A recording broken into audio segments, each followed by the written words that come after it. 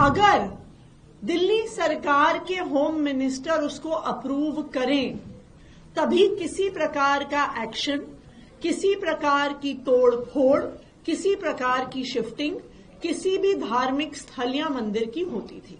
अब जो religious committee है वो सीधे तौर पर केंद्र सरकार के अधीन आती है। कल जब मैंने एलजी साहब को चिट्ठी लिखी तो उनके ऑफिस ने कई मीडिया वालों को कहा कि ऐसा कोई भी निर्णय मंदिर तोड़ने का नहीं हुआ। ये सरासर झूठ है। 22 नवंबर को रिलीजियस कमेटी की मीटिंग हुई है और उसमें कई मंदिर तोड़ने का फैसला हुआ है। दिल्ली में एक रिलीजियस कमेटी होती है जो मंदिरों की अगर कहीं पे शिफ्टिंग होनी है, अगर किसी भी धार्मिक स्थल का डेमोलिशन होना है, ये सारे डिसीजंस रिलीजियस कमेटी लेती है। ये रिलीजियस कमेटी जब से बनी है, सुप्रीम कोर्ट के आदेश पे रिलीजियस कमेटी का गठन हुआ था। ये रिलीजियस कमेटी दिल्ली सरकार के होम मिनिस्टर के अधीन आती थी और पिछले साल तक जो भी रिलीजियस कमेटी के फैसले होते थे उसको पहले होम मिनिस्टर के सामने रखा जाता था और अगर दिल्ली सरकार के होम मिनिस्टर उसको अप्रूव करें तभी किसी प्रकार का एक्शन, किसी प्रकार की तोड़ फोड़, किसी प्रकार की शिफ्टिंग किसी भी धार्मिक स्थल या मंदिर की होती थी। लेकिन पिछले साल दिल्ली के एलजी साहब ने यह आदेश दिया कि किसी भी धार्मिक स्थल का डेमोलिशन लॉ एंड ऑर्डर का मुद्दा है और लॉ एंड ऑर्डर का मुद्दा होने के नाते केंद्र सरकार के अधीन आता है और एलजी साहब के अधीन आता है। उन्होंने यह आदेश दिया कि लॉ एंड ऑर्डर का मुद्दा होने के नाते दिल्ली की चुनी हुई सरकार का, दिल्ली सरकार के होम मिनिस्टर का, दिल्ली सरकार के चीफ मिनिस्टर का इस मुद्दे से कोई भी लेना देना नहीं है। इसीलिए अब जो रिलीजियस कमेटी है वो सीधे तौर पर केंद्र सरकार के अधीन आती है। रिलीजियस कमेटी की अध्यक्षता प्रिंसिपल सेक्रेटरी होम करते हैं। प्रिंसिपल सेक्रेटरी होम का अपॉइंटमेंट केंद्र सरकार द्वारा किया जाता है।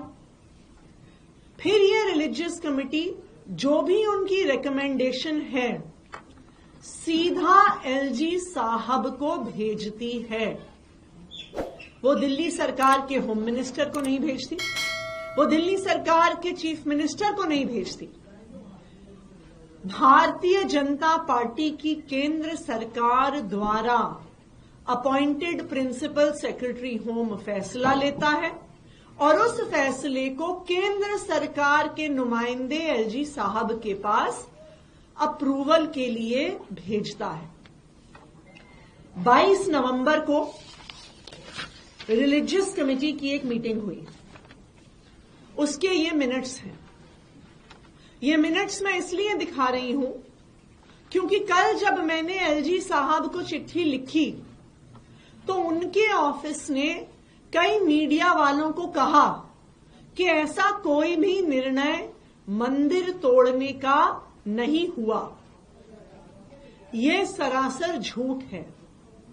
22 नवंबर को रिलीजियस कमेटी की मीटिंग हुई है और उसमें कई मंदिर तोड़ने का फैसला हुआ है। सबसे पहले एक मंदिर जो 26 ब्लॉक वेस्ट पटेल नगर में है, उसके बाद एक मंदिर जो पॉकेट एंड दिलशाद गार्डन में है,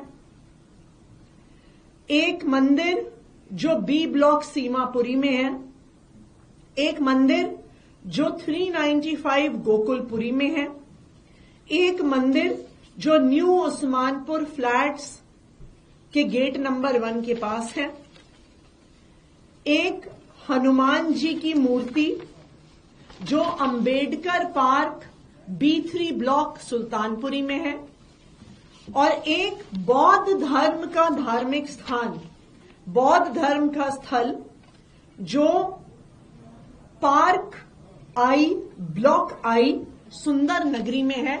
और इस बौद्ध धर्म के धार्मिक स्थल पर बाबा साहब अंबेडकर की एक मूर्ति भी है।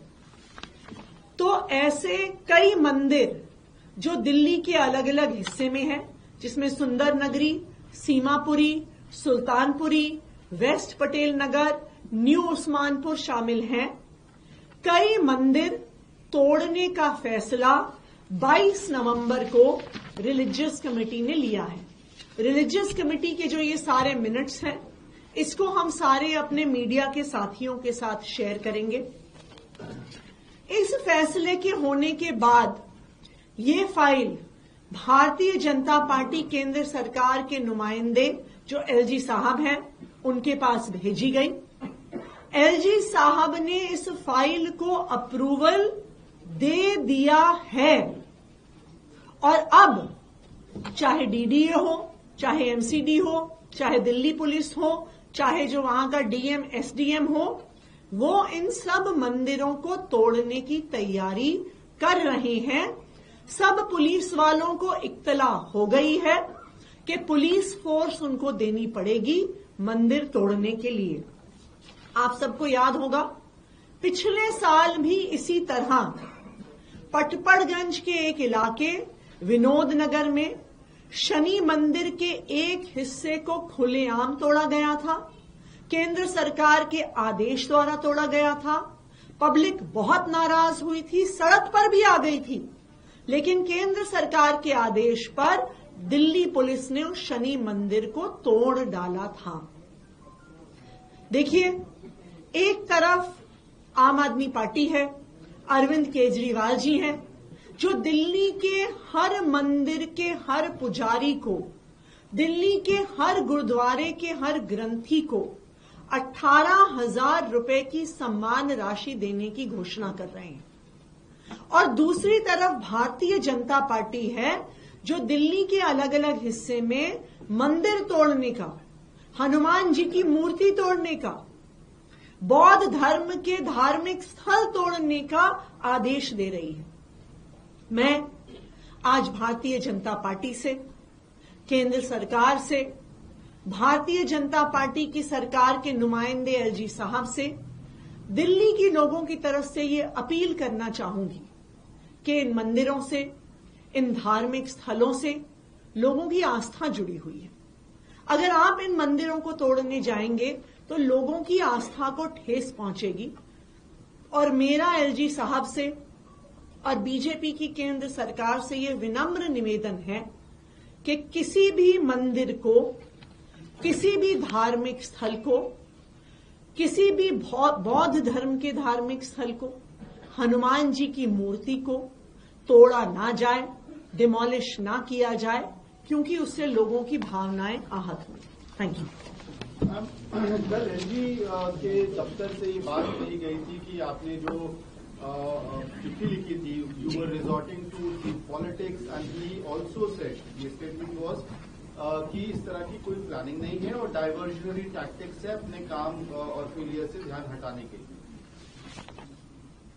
ये कागज है, ये डॉक्यूमेंट्री प्रूफ है कि 22 नवंबर को जो रिलीजियस कमेटी केंद्र सरकार द्वारा अपॉइंटेड प्रिंसिपल सेक्रेटरी होम की अध्यक्षता में होती है, जो रिलीजियस कमेटी एलजी साहब के आदेश अनुसार काम करती है, जो रिलीजियस कमेटी एलजी साहब के आदेश अनुसार अब दिल्ली की चुनी हुई सरकार, उसके होम मिनिस्टर, उसके चीफ मिनिस्टर के अधीन नहीं है, उस रिलीजियस कमेटी ने सीमापुरी में, न्यू उस्मानपुर में, वेस्ट पटेल नगर में, मंगोलपुरी में मंदिर तोड़ने का फैसला लिया है। ये कागज आज मैं सभी मीडिया के बंधुओं से शेयर भी करूंगी। अब बताएं एलजी ऑफिस, क्या ये कागज झूठे हैं? बताएं एलजी ऑफिस, क्या उन्होंने इन फैसलों पर अपनी मोहर नहीं लगाई है? वो बताएं कि क्या दिल्ली पुलिस को इस फैसले की इत्तला नहीं दी गई है? क्या दिल्ली पुलिस के अलग अलग एरियाज के एसएचओज को नहीं बताया गया है कि इन मंदिरों को तोड़ना है, इन धार्मिक स्थलों को तोड़ना है?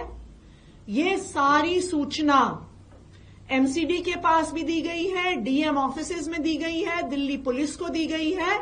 इन सब मंदिरों और धार्मिक स्थानों को तोड़ने का भारतीय जनता पार्टी का इरादा है।